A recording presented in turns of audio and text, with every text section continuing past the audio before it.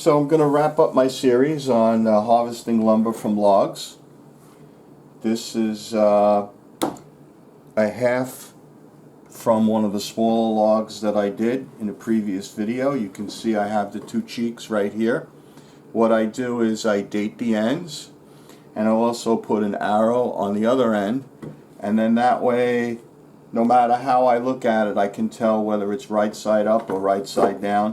When I stack these, I use fir stickers. They're the spaces that I lay the blanks on, and that creates an air space in between the blanks so that they can dry more efficiently. You should use kiln dried lumber or very dry lumber for the stickers so that you don't get mold and staining on your blanks. So what I do occasionally is I'll take the stack apart and I'll rotate everything. So one time I'll see all the dates right side up, then I'll take the entire stack apart and I'll flip them the other way, and I can tell which way the blank is sitting from either end of the blank. So this is what my yield from a small one. This was a 10-inch log. I was only able to get 2 blanks out of the middle of it, and then the cheeks.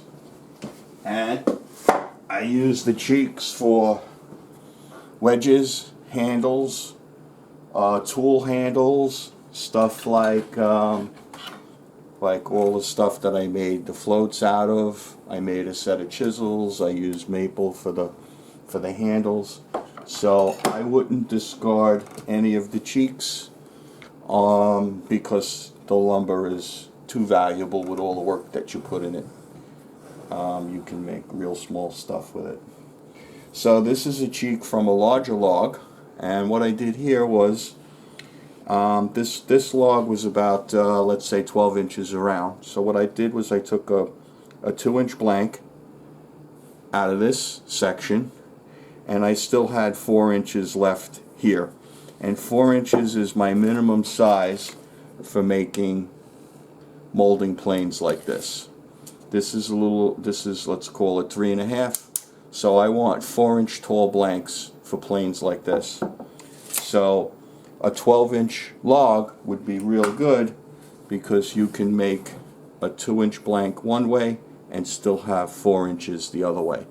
Now, of course, if they're larger, then you can go and possibly do a 3rd or a 4th blank. So if I have enough in here for a 3rd blank, then that's where I would take it from. And it's called quarter sawing.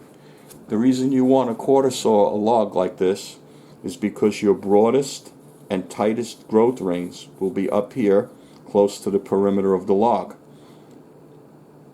And this is where the bottom of your plane would be. And then when you do all your layout and your trimming, if you had any waste, it would be down here. And these are going to be your tightest and weakest grain from the youngest part of the tree when it was a small tree. That's what you want to eliminate from your blanks. Then that gets you a little bit further away, but you would still maybe trim a little bit of this one, and so on and so forth, but always keeping the broadest and flattest grain at the top of your blanks. So let me just go over a few other things to keep in mind. Sealing the blanks, I know I mentioned that before, but it's really important. You want to basically eliminate any moisture loss from the end. So I put like 8 coats of paint on it, and then I probably, just for the heck of it, I put like 3 or 4 more. So there's a ton of paint on the ends of these, but it will prevent it from checking and cracking. And you'll find that if you do get checking and cracking, you're going to regret not putting enough paint on it. So just go ahead and do it. There is one other thing to mention though.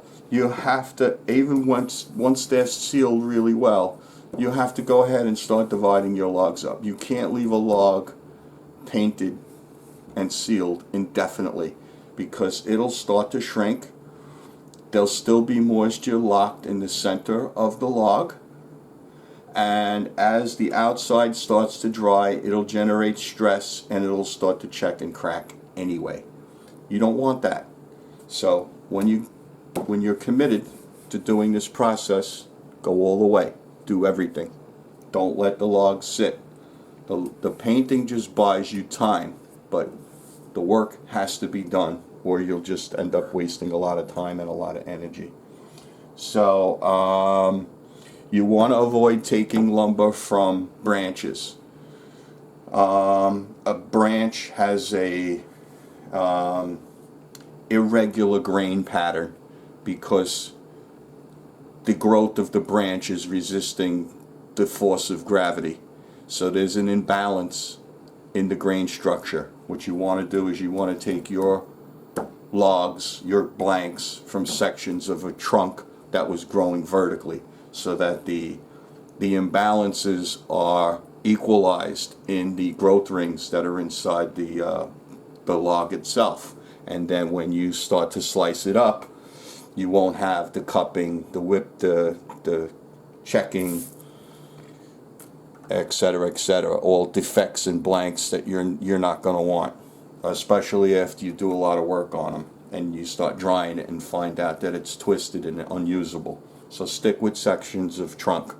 Try and get them as circular as possible. Try and get them as large as possible so that you're able to get multiple blanks. Believe it or not, there's a big difference between a 10-inch log and a 12-inch log, because here I was able to get 2, and the other one I was only able to get 1 out of a quarter. So you're going to get twice as much yield from a log that's only 2 inches more in diameter. So keep that in mind. You want to stay away from really small stuff if you can avoid it, and also really short stuff, because like this is about a 17 or an 18-inch long log, but I can't make any joiner planes with this. So if you're in the market to make joiner planes, then short logs are not going to serve any purpose for you. So if you happen to be at the location where they're cutting the lumber before it's cut, tell who's ever got the saw in their hands, or if you're doing it yourself, carefully figure out what your projects are going to be and then cut the logs accordingly. Leave a little extra. If you're making a 24-inch plane, cut a 28-inch log, and then that way you'll have some extra, and you won't be restricted in the way you work. And let's see. Okay, so when I date the logs, when I date the blanks, what I do is I don't date the blank until it's pulled off the quarter. So right now, the clock is not ticking on anything, even though this was cut down off the tree a month ago. There's no date on it. So my rule of thumb is a minimum of 12 months of drying for each inch of thickness. I dry all my lumber inside. If you're not drying it inside, if you have extra large, thick blanks, you're going to have to wait much longer than a year, especially if you're not drying it inside. So there are devices that measure moisture content. I know one thing, and that is you should not use your lumber and begin milling it until after it's thoroughly dry, because it will continue to dry after you start using it and start milling it, and you'll run into problems with that. So I would apply myself and do some further research on the moisture content, the proper moisture content, and drying stuff, stacking it, things like that. That's really all about there is, as far as I'm concerned. I'm a beginner with this. My main focus is to make the process of getting blanks from your own logs to be less intimidating, for it to be doable, for it to not be an obstacle in the pursuit of your work, which would be plane making or carving or tool making or any of the other things that require larger blocks of wood. This stuff is hard to buy, and it's expensive if you can find it.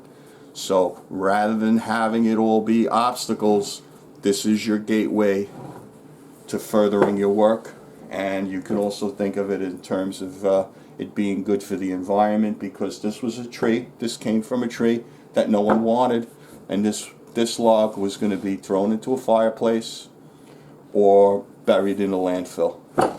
So you'll be saving the environment by putting this lumber to good use instead of it being wasted.